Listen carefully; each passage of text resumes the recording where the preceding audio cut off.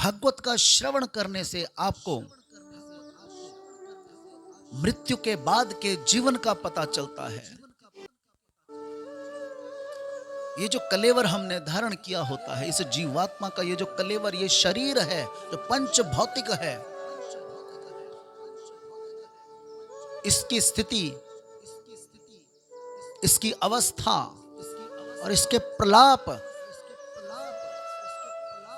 इन सब का जब आपको पता लगता है कि ये केवल दैहिक हैं, दैवत्व नहीं है, ये दुख सुख जो जुड़े हुए हैं केवल इस देह से जुड़े हैं।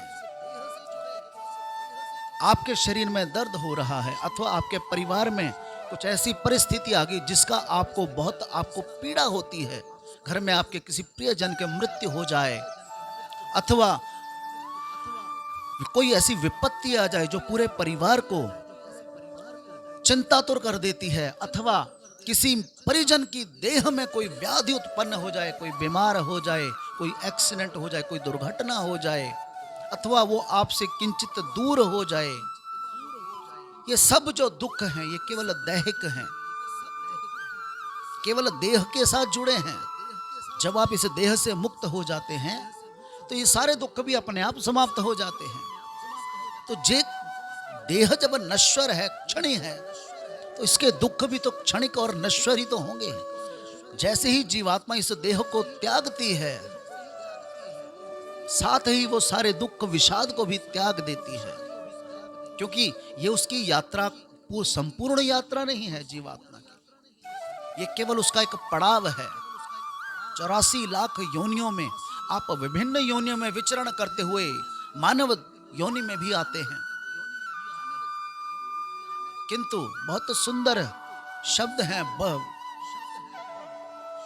बड़े भाग मानुष तन पावा।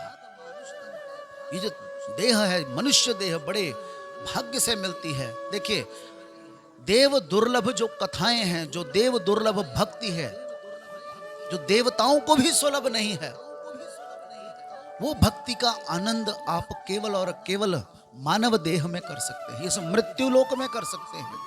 किंतु आपको इसका सामंजस्य बिठाना होता है। अपने प्रतिदिन के सुख दुख से आप अपने दैनिक कार्य करते हुए भक्ति करें और सन्मार्ग पर चलते हुए उस प्रभु चरण के आप अधिकारी बने। यही इस कथा का सार होता है।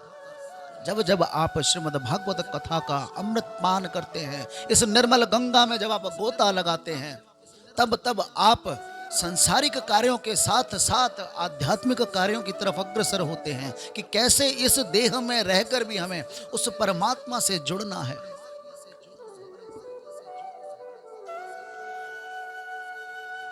श्रीमद् भागवत का श्रवण आपके हृदय में उस प्रभु के स्वरूप को सजीव करता है, क्योंकि इसके जो 12 स्कंद हैं वो प्रभु के 12 अंग हैं। पादो तु प्रथम स्कंदः, द्वितीयो जननी श्रुतः, तृतीयं स्तनस्थैगेय, चतुर्थ कटिरोचते। नाभितु पंचम विदयात हृदयं, षष्ठं विरितं, सप्तमस्तु उरं प्रोक्तम्, अष्टम कंठरोचते। एकादस्तु भागं, द्वादशं ब्रह्मस्तंद्रम्, एवं भागवतं शाश्वतं, विष्णुमूर्ति प्रकीर्तितम्।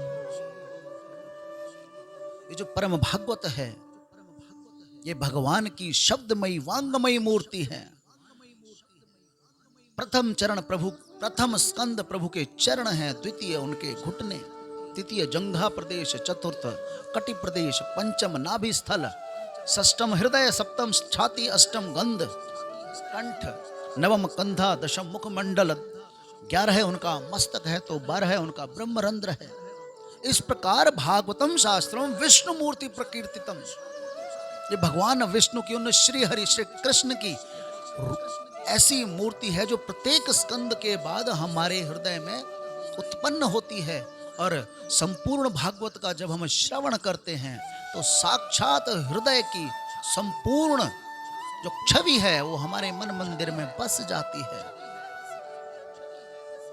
जो भी भक्तजन इस संपूर्ण भागवत के सभी स्कंधों का श्रवण कर लेते हैं, इस कथा स्थल में आते हैं, जब हम उनके उन दिव्य कमल नयनों की, उनकी उस रुचि कटि प्रदेश की अथवा विभिन्न स्कंदों की जब हम व्याख्या करते हैं, और जब तक हम 10, 11, 12, 12 स्कंद तक उनके मस्तिष्क से उनके कर्ण रंध्रों तक पहुंचते हैं, ब्रह्म रंध्र तक पहुंचते हैं, तो ठाकुर परम हृदय अवरुद्ध हो जाते हैं, हमारे हृदय में बंध जाते हैं, फिर वो निकलते नहीं हैं। किंतु उसके लिए आवश्यक है कि अपने इन कर्णपुटों को ठाकुर की तरफ मोड़िए, तभी तो वो आपके हृदय में जाएंगे। और कैसे ठाकुर हैं वो? जन्माधस्यम यतोन्वदरितम शार्थेष्वभिज्ञः स्वराट।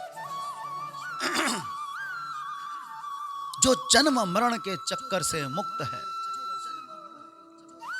किंतु फिर भी इस पूरी सृष्टि का सृजन, उसका चलन एवं उसका संहार जिसके अंदर निदित है, निहित है। जन्माधस्यम यतः, इस भागवत के प्रथम स्कंद का जो प्रारंभ है, वो शुरू, उसका प्रारंभ ही इस शब्द से हुआ है, जन्माधस्यम यतः, कि जो जन्म मरण के चक्कर से मुक्त है। अस्य विश्वस्य यतो यस्मान जन्म सदि भंगा, जो स्वयं तो इस सब से मुक्त है, किंतु जो सृष्टि है वो उसकी उत्पत्ति, उसके चलन एवं उसके संहार का, उसके भंग होने का जो कारक है, वो हमारे श्री हरि हैं।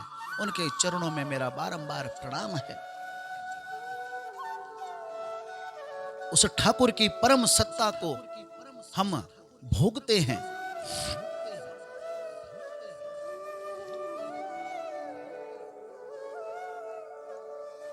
ब्रह्मा ने इस सृष्टि को उत्पन्न किया, यह सोचकर हम केवल ब्रह्म की पूजा करें, ऐसा नहीं है। वो ब्रह्म भी जिनसे संकल्पित होते हैं, जिनसे निर्देशित होते हैं, उनसे मोहित होते हैं। तेने ब्रह्मा हृदया आदि कवये मोहयंती यत् सूर्यः। इस सृष्टि का उत्पन्न करने वाले ब्रह्मा, जिनको हम परम सात्विक मानते हैं, उनका भी एक सृष्टि तक ही जीवन होता है, और वो भी मोहित होते हैं। प्रभु की लीला को सुनकर उनका भी मोह, उनकी लीलाएं देखकर उनका भी मोह ऐसा बंध जाता है कि वो सांसारिक स्थितियों में फंस जाते हैं।